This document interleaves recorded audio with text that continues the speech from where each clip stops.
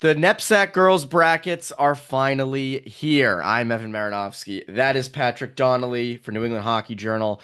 And the brackets came out earlier on Sunday. We're recording this Sunday night. We're going to break down the brackets. But first, Pat, I have to ask you, were you surprised by any of the seedings, any drama that happened late? I was surprised. We talked about on the boys' side how there's a lot of drama in the last month, and girls, most of the drama was the last week. You had, Thayer beat Nobles, looked like they were comfortably in control of their own destiny. Then they got popped in the mouth against Groton. They lose that. And, it's a must win against BB&N on Friday, and they lose that. So that pushes them out to the large school bracket. Deerfield made a hell of a final push. They beat Williston, handed them their first loss of the season, took Loomis Chaffee to overtime on Saturday. I don't think a win against Loomis really would have done much for them anyways, because the Williston win was a wash after Groton beat there. So, and BB&N was, for a minute there, got pushed outside of the Elite Eight and then storms in with a win over Thayer and kind of the top five played out as expected, other than Loomis and Dexter flipping, but that was projected for about a week or so, anyways. So yeah, a lot of drama with that eight seed, like we had been looking at for about a week or two. And I think you and I were talking about that eight seed in the Elite Eight for a long time. We kept saying, all right, we're pretty sure about Williston, obviously Yeah. Nobles, Dexter, Loomis. But then you get deeper and you got, Cushing, Groton, Thayer. And that's where, we'll hit on the Elite Eight matchups. You've got number one Williston against number eight Groton. You have number two Loomis against number seven Cushing. You have number three Dexter and number six BB&N. And then you have Nobles and Phillips Andover as a 4 versus 5 matchup. I'm assuming what your favorite matchup to watch is going to be, but break it down for us, those four matchups. Yeah, and kind of the last thing on that race was like, Cushing kind of sitting pretty there in seven the whole time. Most of the drama was people trading six, and eight was a revolving door, and Cushing just kind of stayed at seven the whole time. And the seas kind of parted for them this week with a pretty softball schedule.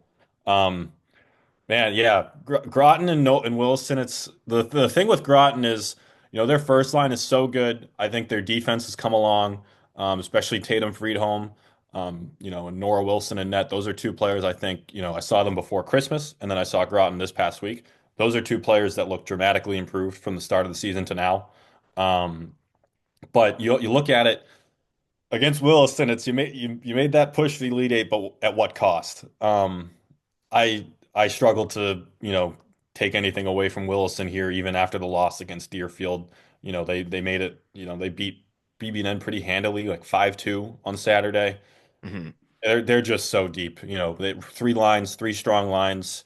Nobody on defense is gonna wow you with any flash, but they just move the puck so effectively. They're big, they defend well. And for being the goalie on the best team, Olivia Farabee is really good. You look at the goalies on teams that dominant, and it's like, all right, how much work are they actually getting? And she's getting a lot of work, especially this final stretch. They've had a tough schedule, and they've made it look so easy against good teams. I don't see how Groton pulls off an upset here. Loomis, Chaffee, and Cushing. That's interesting because Cushing's offense is so potent. They lead the NEPSAC in total offense. Their top two lines have been really good. Sadie Bellissimo is obviously really good at net, but I gotta lean towards Loomis here. I'm kind of blowing my predictions already, but you look at Loomis. Loomis, Please click on the story. yeah, Please click on the please story, click people. on the story. You look at Thank you. Loomis. Um, Adeline Roper's been really good stepping into the starting role. Their big three on D, obviously. Megan Hosman's having a career season production wise. Carly Dan's taking a nice step. Katie Collins, we know what she is, beautiful skater. And up front, the amount of players having career seasons too. Lindsay Stepnowski has taken off. Same thing with Andy Schwartz. Chloe Obser is doing her thing. They added depth with Megan Duplanty, who came over from Kent. They've just got a lot of depth. I think they got a little more depth than Cushing, but lightning in a bottle. You never say never for Cushing. Um, we'll get into that, and then we teased this a little bit on boys, but Dexter against BB&N, a rematch of last year's large school championship. BB&N beat Dexter as the lower seed in that one. They tied earlier this season, and I think they're only meeting. This is an interesting one. Dexter was, number two for the longest time.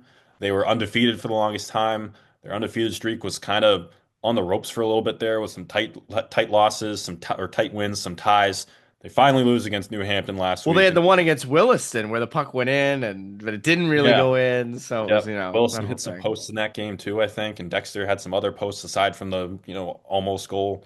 Um, yeah, this is interesting because Dexter feels like has kind of just been like, I don't know, almost in like get me to the playoffs mode for a little bit, where they're kind of, it feels like there have been more kind of grinds for wins than just kind of, taking care of business. And BB&N's getting hot at the right time. They really struggled in January. They've turned it around in February. Hannah Weyerhaeuser's been on a tear. Savannah Littlewood, you got Emmy, you got a really strong defense, and like, it's a terrific head-to-head matchup of the defensive cores. You look at Dexter with Maddie Murphy, who can do it all. She's having a career season. You've got a shutdown option in Elena Dunn. Maggie Chudzinski's really coming along. Emma Peterson, you know, Mackenzie Sutherland. Then you look at BB&N, and you can kind of go toe to toe. You got Emmy Biotti, who's a pretty comparable, style to Maddie Murphy. Lexi Mara and Brenna O'Reilly are great shutdown. They can also move the puck. And you look up front, and they just got to, their depth has really come along here in the last month, it feels like. And both sides too. Like it hasn't been, one stud goalie. Both goalies have been strong throughout the season. So that one, it feels like a little more of a coin flip, and so doesn't Nobles and Andover. Bingo, there's the one. This is so I'd love to watch it. It'll probably have to be on Nobles Live Barn. We know how much the stream last year where I couldn't find the stream because we weren't on Live Barn or and I ended up dropping everything and driving over there because St. Paul's was beating them and thought there might be an upset and then Nobles just won. Um, Those are the this days. one this one is a coin flip, I think. Nobles um might be playing at a higher level offensively than they did last year for an undefeated team that won it all. But their offense has been, really, really deep this year. Whether it's Molly McCurtain, Callie Brown, Greta Hallbig's taken off, Alexa Georgantis, a ton of young depth up front, and a lot of high producers. It's not, Georgantis is at 40 points, then you got Hallbig, McCurtain, Brown over 30. They got a million others over 20 points. A lot of depth. And you look at Andover, where we've talked about their top six a lot. Maggie Averill on D, Molly Boyle on D. Even Kimmy Duplessis and Sienna Glass, I think, have really taken nice strides as sophomores, even though it hasn't translated to the score sheet. Their whole thing, I think, is kind of their roster is better on paper than it has translated into results and production. Um, as a fifth seed, obviously. I think we had them 3 or 2 coming into the year. Um, but they're a team that can play at such a high level at any moment. Marie Lee has stepped up in goal as a young freshman. Um, it's tough. And last week Nobles was up 3-2 late in the third. Andover claws back and ties it. They settle for the draw. I think we could be a similar back and forth type of game, and it's just going to come down to a bounce. I would agree with that. I think that's could be the tightest of those four games. Then you get into the large school bracket. You talked about Thayer, falling out of the Elite Eight, but almost lucking out a bit to be a number one seed in the large school. They're going to face St. Paul's first round. Then you have Deerfield and Milton. You have Berkshire and Kent as 3 and 6. And then you have your 4 versus 5, Phillips Exeter and Tabor. Tabor was a team I remember we talked early in the year as a top 10 group, number 5 seed in the large school. I probably still wouldn't want to play them in the quarters. What's your take on sort of the whole large school field? Yeah, that's probably one of the more interesting ones of the entire playoffs, I think. Thayer, you know, like they were at one point last week, they were slated to play Loomis Chaffee in the Elite Eight, which I actually kind of liked for an upset for Thayer. But here they are, number one in the large school. They get a tough matchup with St. Paul's, who lost to New Hampton in the Lakes Region Championship over the weekend, but they're also kind of playing their best hockey at the right time. And Thayer's kind of been, the ups and downs that we talked about.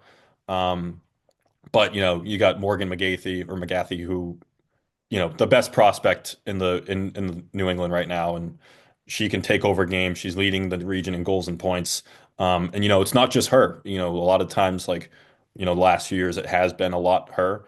But Kate Sullivan is having an excellent senior season on her line. Maddie Call, Lydia Keelty. Rena Boot is a great two-way center down the middle. And on D, Abby DeAndres, her production kind of jumps off the page on D. But Emerson Fisher-Bailey and Abby DeRove have been really good puck movers this year too. Both goalies have been solid. They're just lost to St. Paul's a couple weeks ago. So it is hard to beat a team twice in a row in short order. We talk about twice in a row, three in a row, with these types of games. But St. Paul's, like I said, they're hot. They're going to be battle tested coming out of the Lakes Region playoffs, especially playing going up against New Hampton. Um, I think it's a younger roster. They had growing pains at the start of the year. They have a lot of seniors, but also a lot of younger players. And Aaron Flaherty as a sophomore has really taken off. Have some really high level prospects in Maud Neiman, Caroline Humber, Charlie Vogue, and on D two underrated defenders I think, and Maggie Burleth and Chelsea Bell.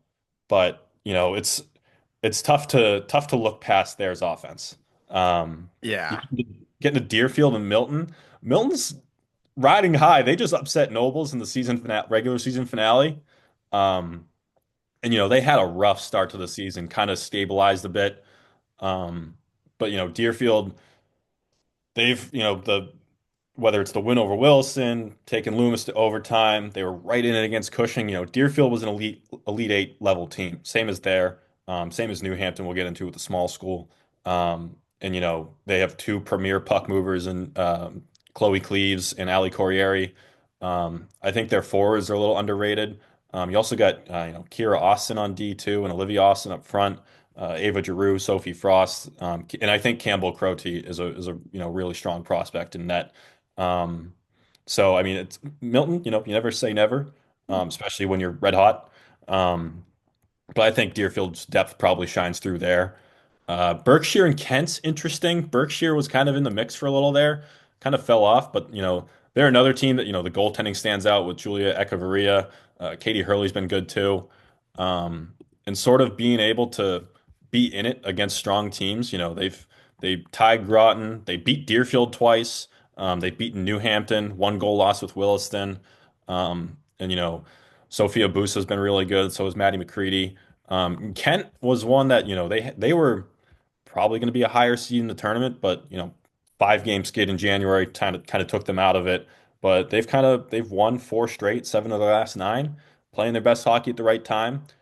Renee Bishop's been on fire. She's 11 points in the last 9 games. She's a Cornell commit. Sister Rachel on D leads them in points. Good puck mover there. So it's this one feels like it's kind of a theme. Getting 3 and 6, 4 and 5, a little bit more coin flips as the lower we get down because Kent's playing really good hockey right now. And then Phillips Exeter and Tabor is interesting. Phillips Exeter probably the more explosive offense. You look at their first line with Maria Gray, Paisley Meyer, Erin Sears. On D, you got Grace Riley. Allie Bell's really good in net. Um, but it's a similar kind of blueprint to their season as it was last year. They started really well and they fell off in January. So can they kind of regain that form? And Tabor, we've talked about Tabor, that not to compare them to a 22 seed in the MIA tournament. But it's Oh kind of that boy. Longmeadow vibe where it kind Here we of go. nobody played a harder schedule than Tabor in the I think they had the when the math worked out at the end of the day, I think they had the second strongest schedule in the large school, third or second strongest in all of the 3 brackets. Um, and they're a team that kind of just went through a gauntlet throughout the year. Um, you know, tight losses to Loomis, Thayer, Cushing. They've beaten New Hampton. They've beaten Rivers. They beat Berkshire in the regular season finale. That's a good litmus test for the large school. Avery Olson's been much better this season in net than she was last season. And Jen Birolini, an MIA coming over from the MIA, has been really good. She has 13 goals. Juliana Gaffredo, Juliana Pocari, both good too. And Addie Peskowski's been, a good prospect for them on defense. So if you want the bold prediction, I don't know if I have one for this game. It's tough, but they're battle tested. I would not be shocked to see Tabor win that game. That's a really interesting matchup at 4 and 5. And then you move on to the small school. You got number 1 New Hampton, who this is they're going for their third straight small school championship, right? Yep, Three in a row for the they've been three-peat. to three straight finals and they've won two in a row. That's incredible. And then so you've got New Hampton and Frederick Gunn 1-8, 2-7. You have Rivers at 2 and Mount St. Charles at 7. You have Governors at 3 and St. Mark's at 6. And then you have Lawrence and St. George's for the 5. What are you looking for with the small school? Yeah, I mean, you look at New Hampton, I want to say the deepest roster, not in the Elite Eight. You know, you look at their top six, their top two on D. You know, Drew Thompson leads the entire region in scoring among defenders. Kennedy Walker's tied for second. She might be solo second. You know, depending on what stats have updated. Um, you know, she's been on a tear this season. Julia Laughlin, you know, we've talked about a bunch. Same thing with Kelsey Baker's really taken off of late. You got a great two-way center in Kaylee Mishad Nolan. Addie Peel, recently a Vermont commit. I'm very excited about her game on D. And Elizabeth Vincent, a newcomer in net, she's been really good since kind of taking over the role early in the season. Um, so I mean, Frederick Gunn, they struggled end of January, start of February, but they've kind of stabilized. They're 4-2-1 since February 8th. They're playing good hockey right now. You know, they got Maria Gilshannon, Sophia Kuzo, Izzy Blake. You know, it hasn't been kind of one player getting it done. They've got good depth, and Emily Kraus has been really good in net. But I've got you know, New Hampton has the depth. It's tough to look against New Hampton kind of throughout this bracket. But we'll save more for our predictions. Rivers and Mount's interesting because they haven't really played a heavy schedule. They've played a lot of like, you know, non-NEPSAC games.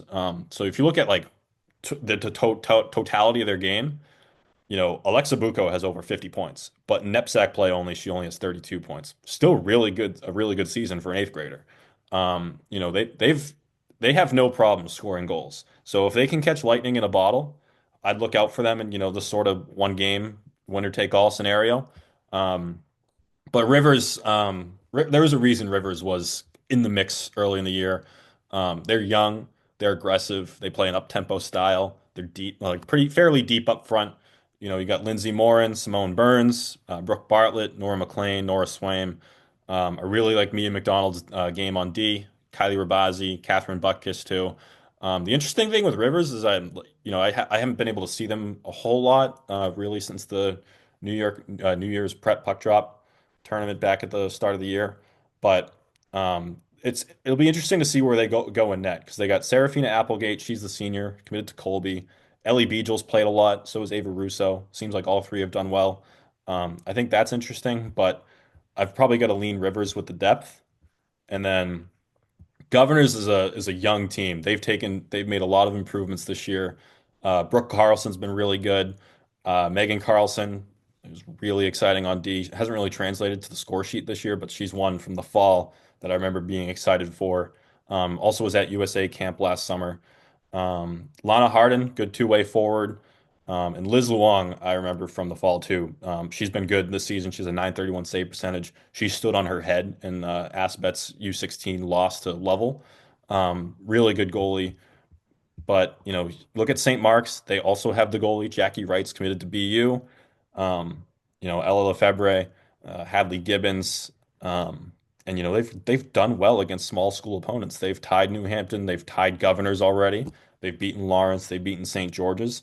So again, another 3 versus 6 that feels a little toss up to me. Um, and then St. George's and Lawrence is interesting. Lawrence only won 4 games last year. They've taken a huge stride under Nikki Petrich this year. They've got the edge probably with the top line with Gina Kukenham, Ava Glab, Kayla Rice, and then both goalies have been good too. I think they have the edge in net. But you look at St. George's with Maddie Laha, who good in all three zones. She's dynamic. She can take over a shift. 31 points.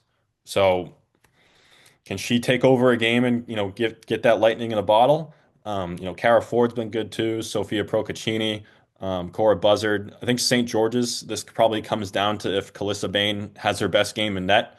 Um, so again, it's tough because it's another 4v5 that feels kind of toss-uppy. But I think Lawrence's performance out of both goalies this year might give him an edge. In my 3 years, I don't think I've ever seen a 4 versus a 5 that isn't a complete toss-up. I've never seen where I'm like, clearly that team is winning, because that's why they're a 4 and a 5. Well, Pat, we're gonna have a lot this week. We have a lot of stories coming, predictions, analysis, breakdowns, takeaways. We'll do videos after each round, and kind of taking a look ahead. So we've got a lot coming for you.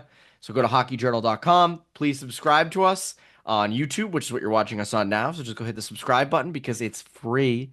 It is free. Take nothing out of you. And that is that. That's girls prep. We'll have boys prep video as well. I'm Evan Marinofsky. That's Patrick Donnelly. We will talk to you later this week.